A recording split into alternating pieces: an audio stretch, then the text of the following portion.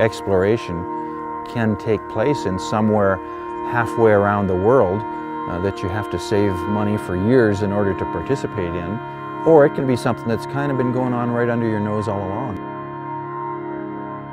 As fly anglers, I think it's hardwired into our DNA to explore. When I fly fish, I don't feel isolated, even a place where I'm more secluded, I feel more connected.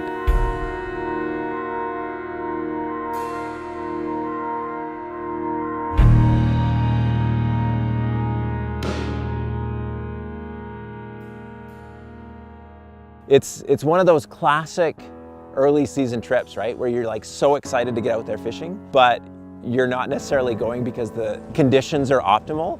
If I hear about a little stream near where I live and somebody kind of on the sly gives me a nudge and says, "You ever fish this little creek here? You might want to try it." That really gets my attention. And this is kind of like that. You know, you ever fish the Kootenai for bull trout in the spring? Say what?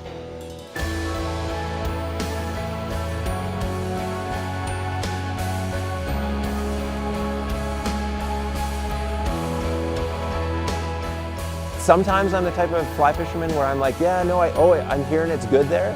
But at the start of the season, I'm not that guy. I want to get out there and be the person to say to my buddies, yeah, the fishing's good now, right? Because you're the guy who's done the exploring. And that's the thing, when you're exploring, there has to be a little bit more leeway sometimes as far as, you know what, we might get into a couple, we might get into one, we might get into none, but when you're exploring, that's all part of it.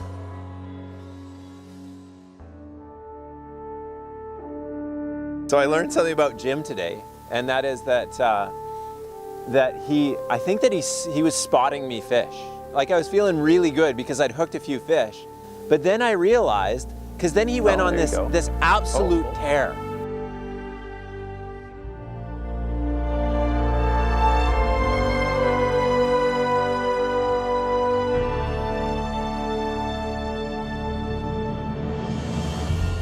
And then all of a sudden he hooks into this massive bull trout.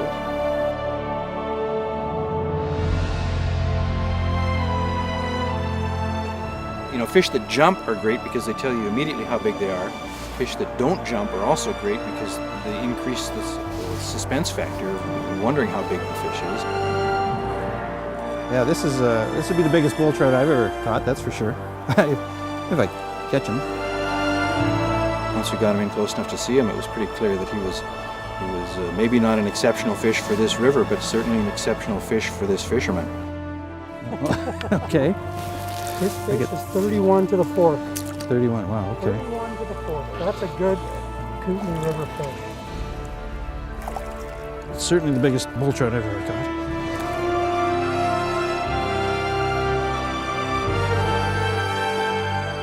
And he's just been on this, like, one fish after another for probably the last 45 minutes. And I've been catching nothing for the last 45 minutes. So I think that what he did was he spotted me because he thought, I'm gonna make sure that I don't kill this poor young man's ego right away. I'll let him catch a few fish and then I'll start trying. Put it back. That beautiful pale salmon pink spots along the side.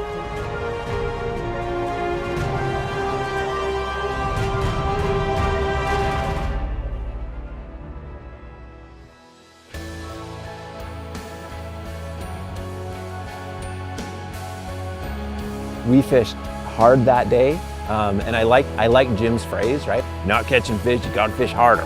You're always wondering what's around the next bend, you know, should we fish this hole harder? Should we try some more flies? Should we try something different? Or should we just jet upstream and find another hole that, you know, maybe they're stacked up there, and, you know, exploring and going up channels and trying to find new pools and stuff makes it really that much more addictive. You want to feel smart in this game, but I think maybe we're smart because we were persistent, but we were also very fortunate that the conditions were nice and fish were here and fish were cooperating in a nice way for us. So we had a wonderful day, and it really couldn't have turned out better.